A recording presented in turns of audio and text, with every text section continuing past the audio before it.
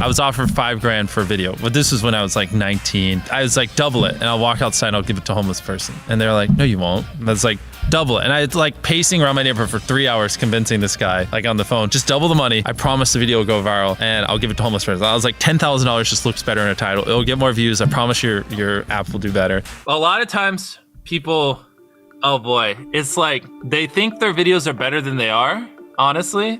And tell them, Jimmy, tell them. I mean, they do that, and they have horrible friend groups because you really are like the type of YouTubers you hang around. It's getting people with the right YouTuber friend group that aren't pussies and will actually tell them when their content's bad and like actually roast it and help them get better in a nice, positive way. Basically what I did was I've somehow found these other like 4 lunatics. 3 of us were college dropouts. 1 was a high school dropout, and 1, I don't know, he just like quit his job. We were all super small YouTubers, and we basically talked every day for 1,000 days in a row and did nothing but just like hyper study, like what makes a good video, what makes a good thumbnail, what's good pacing, like how to go viral. We would just get on Skype every morning, and like some days like I'd get on Skype at 7 a.m. and I'd be in the call until like 10 p.m. and then I'd go to bed, I'd wake up and I'd do it again. We'd do things like take 1,000 thumbnails and see if like there's a correlation to the brightness of the thumbnail to how many views it got. Imagine a world where it's just you working solo and you work 12 hours a day every day for like a year. And you're just grinding, you make a mistake, you learn from it, you grind, you make a mistake, you learn from it, and you do that for like a year. And then imagine a different world where you have 4 friends who are also equally grinding in something similar. Friend number 1 makes a mistake on Friday, he teaches the other 4 people. Friend number 2 makes a mistake the next week, teaches everyone. And then like you're all learning from each other's mistakes. You're all constantly studying 24/7 and downloading each other. Like after a year, you're like 2 years ahead of the guy who was just solo. Do you frequently go that far out of your way to capture the thumbnail? Yeah, I mean, of course, everyone should. If people don't click, they don't watch. So you want to give them something to click. Something a lot of people forget is like unsuggested on phones, thumbnails are really fucking small. So like people are editing thumbnails full blown on their computer, and when you shrink it down, you can't see. We try to all around be above the rest. Anyone can clickbait, but do you actually like deliver on it? We say we put 100 million Orbeez in the backyard, we put 100 million Orbeez in the backyard. Your title and thumbnail set expectations. Like what you're saying is like, I like bananas. And what you need is bananas are the best goddamn food on the planet. Like that's the type of opinion you need. Like you need something like how to get 100 million views on YouTube, or not even that, that's not strong enough. You need something that makes people go, what the fuck? What the fuck did he say in that video? What the fuck?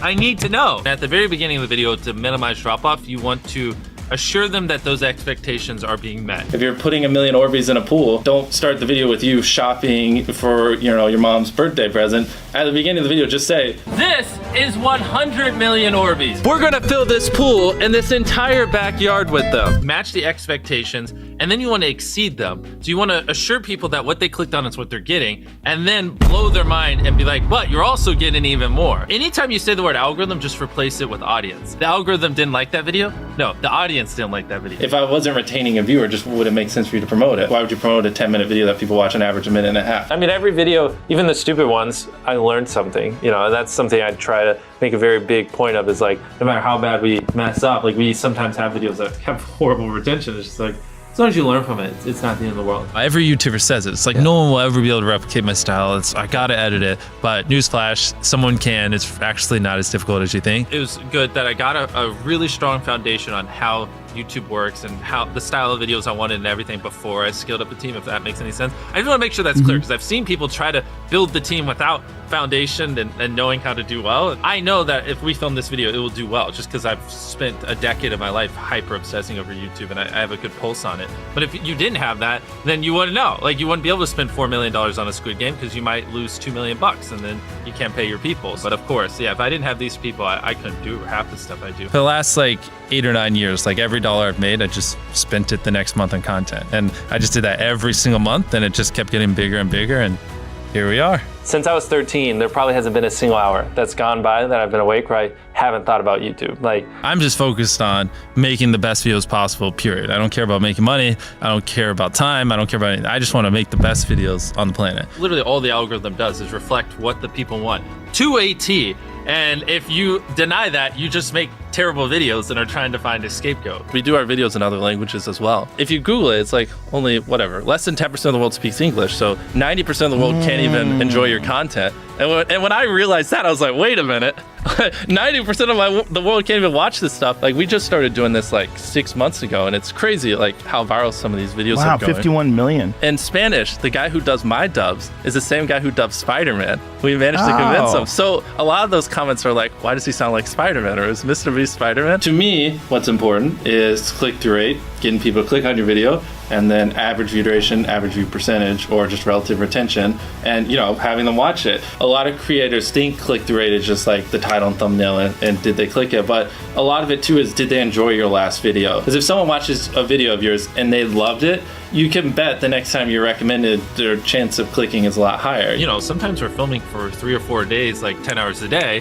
30, 40 hours of filming plus months of setup, whereas most creators probably film for a couple hours and set up for a day. Outside of just filming, we brainstorm video ideas, relentlessly, hours every day. By always doing all those things, it just distinctively sets it so far apart that it's basically, in my head, it's like, why would you not watch it? Viewers aren't stupid. They can tell when you half ASS, I don't know if I'm allowed to curse, a video, or if you really put in effort. And if they can tell you're putting in a lot of effort, they're gonna be more likely to click on future videos. And that snowballs. And because once you build that trust, they get to a point where it doesn't matter what you upload. They just know it's high effort and they just know it's great. And they're just conditioned just to watch because you have a good track record. And so with filming, it's just trying to make sure we're doing everything we can, no matter how expensive it is, no matter how much time it takes, to make the best video possible. A lot of people, if they gave away 100 grand, they would make a huge deal about it. But sometimes we're just like, yeah, here's 100 grand. Thanks for watching, bye. Doing it that way makes it more fun and just more interesting. So I like to keep a little bit of it mysterious because I think that's what people enjoy. A lot of people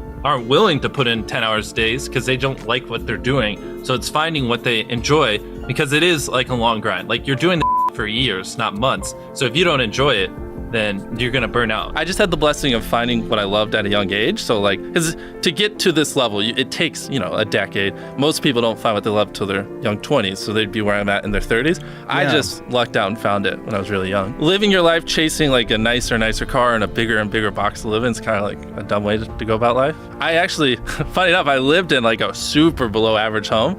And I kind of learned why famous people don't live in below average homes, because someone broke in, stole everything I owned. So I had to get a little nicer house for security reasons. But before I was robbed, my place is a little duplex, $700 a month. You get a roommate's $360 split. People think just because you go for views means you can't have fun, but you can pull views and you can have fun, which is what we purposely try to do. If you're not doing something that's just inherently fun to you, you're just quit. Just give up. You gotta at least semi-enjoy what you're doing, or you're gonna quit long before it gets to the point where it brings in money or whatever else could be driving you. So find what you love, and then I would just hyper obsess. Make sure no one doing what you're doing is doing it better. Make sure the videos are as good as possible. You can be motivated by more than one thing. I'm motivated because I want to support my mom and my family. I'm motivated because I want to employ my friends and help them. I'm motivated because I want to help other people. I'm motivated because I want to be a YouTuber. I feel like that's another misconception. You can have lots of things that drive you. Absolutely. Yeah. Absolutely. So there's just tons of stuff that drive me.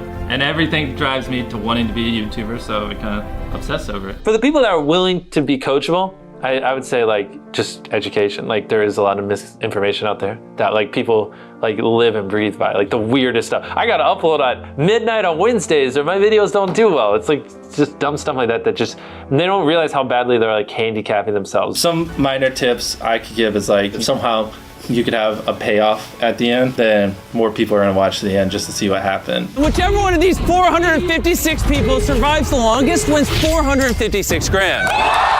Cut out all dull moments, try not to over-explain things. If a camera just sits on me and I'm just talking for 20 seconds, it doesn't hold retention as well as, maybe me talking and other footage popping up. It's much easier to get 5 million views on one video than 50,000 views on 100 videos. It takes way less effort to get 5 million views on one video. Back then, which I think small YouTubers should do, is I would reply to every single comment. And so I think a few people caught on that I would always reply. And so some people would just be like, I wonder how long it'll take for him to reply. So that was a lot of my comments when I was smaller, but at least it kept him coming back. And your analytics, and most of you probably know this, audience retention. You can see where people click off.